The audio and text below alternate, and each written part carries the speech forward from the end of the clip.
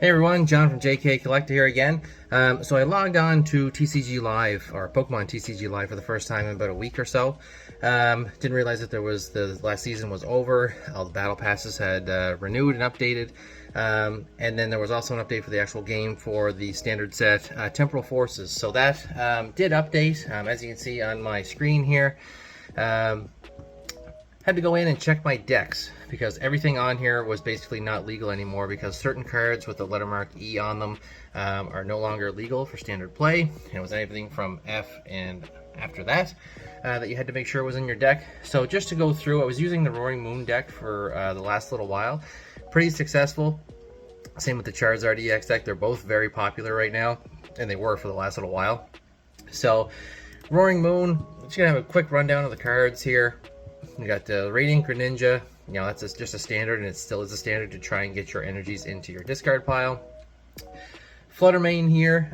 It's not like crazy useful as in, you know, putting damage or dealing out damage, but more so if you have to start with him or retreat a Pokemon or something like that. You can put this one into your into your active spot, and it shuts off the ability of the opponent's Pokemon in their active spot as well.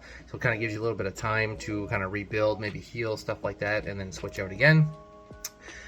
This is one I didn't have before. Usually just running the Roaring Moon EX cards itself.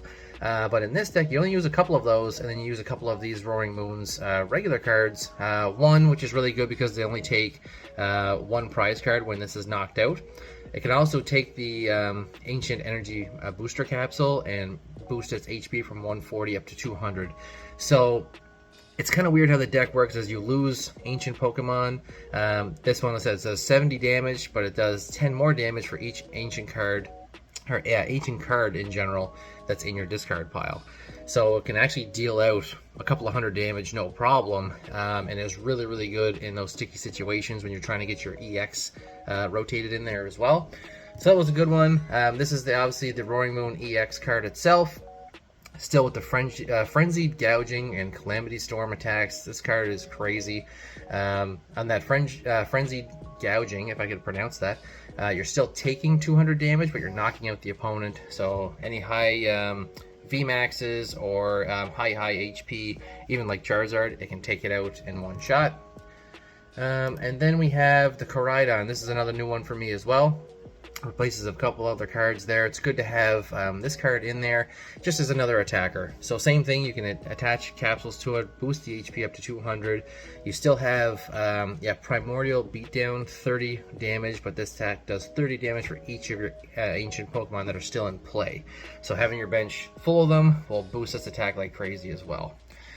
Alright, moving on. So in Temporal Forces, they reintroduced these Ace Spec cards. See, Ace Spec on the side there.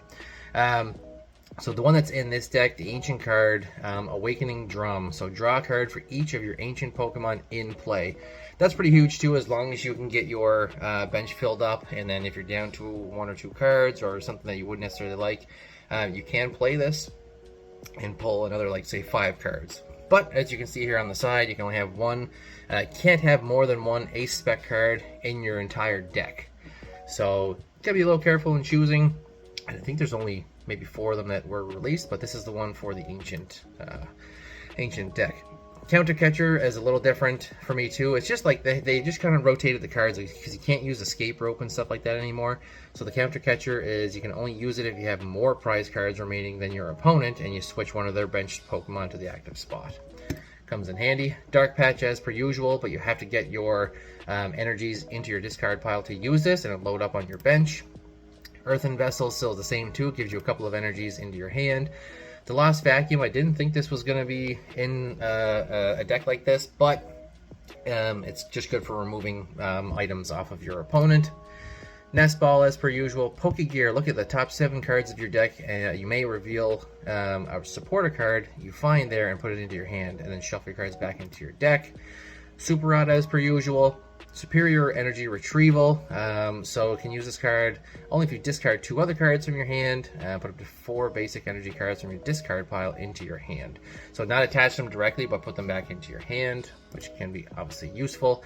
And then our Stadium was using Pokestop for a while too, but the Artazon in this one, once each player's turn, that player may search their deck for a basic Pokemon that doesn't have a rule box and put it in their bench. Then that player shuffles their deck, so like EXs, Vs have rule boxes. Alright, Boss's Orders as per usual. Explorer's Guidance. This is another new one for me. Look at the top 6 cards of your deck and put 2 of them into your hand and then discard the others. It's weird because, like I said, this deck is all about getting cards in your discard pile, basically. Like getting rid of cards as quick as you can, but then you're using other cards to bring them back into play, especially the energies. Just like this one, Professor Sada's Vitality. So choose up to 2 ancient Pokemon, attach basic energy from your discard pile, and if you do that, draw 3 cards. So super useful to start loading up your power hitters. Here's your ancient capsule, boost up to 60 HP, and then all your energies and stuff like that here. And that's the first time I've had some fighting energy actually in there, and that's for the Koraidon if you have to use him, but you can still attach this to the Roaring Moons as the 3rd option energy. And we're right back to Radiant Greninja. So I've played this a few times, actually today, and about a 2-to-1 ratio. It really made a huge difference. Like I said, the Roaring Moon EX, yeah, is great and it's awesome. And you can, as soon as you can get them loaded up, you can kind of rotate them in and out. But this Roaring Moon, like I said, even though it's 140 HP, when you put the capsule on it, put up to 200, it can at least last that 1 round. And deal out a massive amount of damage as long as you have, ancient cards in your discard pile. So, get a quick little rundown here. I'll leave this on the screen for a second. Get my screen recorder going there. So, 1 Greninja, and maybe I'll actually put this into the description as well if you want to try this deck out for yourself. Because so far, like I said, Roaring Moon's been going for a little while now. It's still topping most of the actual competitions and tournaments around, or at least in like the top 5 anyways, at least. So play around with it, and maybe you might have some suggestions for me to try out, but hope you like it.